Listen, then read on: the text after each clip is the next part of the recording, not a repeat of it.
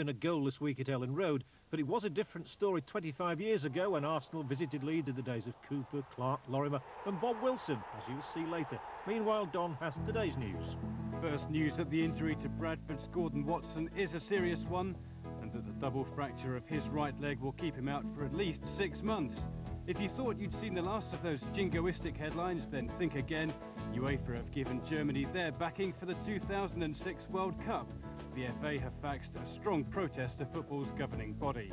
Another goalless draw for Leeds United denies George Graham's old team Arsenal, and it was the same result at Hillsborough, where Sheffield Wednesday recorded their 10th draw in 17 matches against Coventry. So Wednesday remain at arm's length from a place in Europe, and that draw for Leeds United means they drop back into the bottom half of the Premiership. Of course, they meet Arsenal again in the Cup on Tuesday night.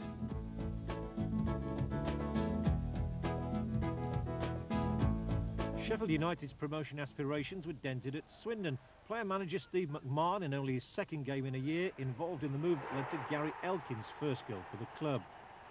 Howard Kendall admitted this was one of United's poorest performances, summed up by a spectacular own goal from David Holdsworth, heading Elkin's cross past the bemused Alan Kelly. Jan-Åge Fjortoft had a quiet debut, but at least Holdsworth went some way to atoning for his error by heading in David White's flick. A bad day for the Blades, though. Swindon 2, Sheffield United 1.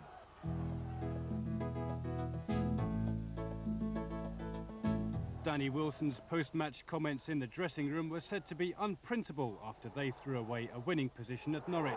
A wickedly deflected goal from Nicky Eden put them in front, and the dismissal of Robert Fleck would have certainly helped their cause. But with less than a minute to go, a complete lack of concentration allowed Mike Milligan a quick free kick to send in Darren Eadie for the equaliser. It leaves Barnsley with only 7 points taken from their last 15, hardly promotion calibre. We're disappointed really because we didn't put any thought into what we did. You know, a lot of us players done through, you know, a lot of work and hard work and not much thought. And at the end of the day, we're disappointed because to give a goal away in the last minute, obviously, is a big letdown.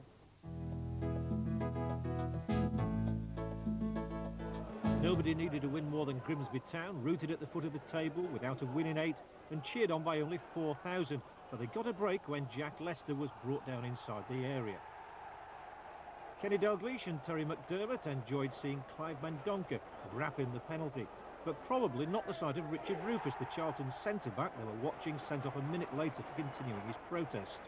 And Rufus was joined in the Charlton dressing room minutes later by Mark Kinsella. That challenge resulting in a second yellow card for him, and Charlton left to fight on with 9 men.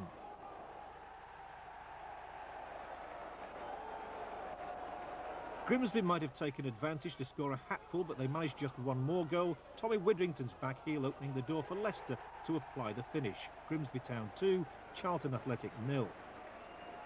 But those valuable points enabled the Mariners to close to within 1 point of Oldham at the bottom. Bradford stayed where they were, but Manchester City could overtake them by winning at Oxford today. Huddersfield slipped 1 place. Wolves' third win in 8 days lifted them above both Barnsley and Sheffield United, but Barnsley do still have games in hand over both Bolton and Wolves.